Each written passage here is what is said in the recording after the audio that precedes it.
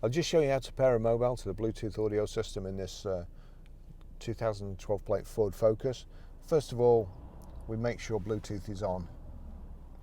So Bluetooth on, there we go. It will probably pick it up straight away because the Bluetooth is switched on. It's picked up one of my digital cameras here, and there it's hands-free. That'll probably change to Ford Audio, something like that in a second. There you go, Ford Audio. So all I need to do now is click Ford Audio. Please enter the PIN which is shown on the radio display into your mobile phone.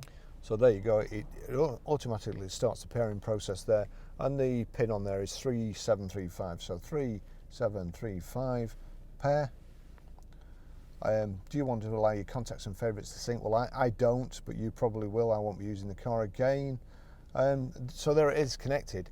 Now,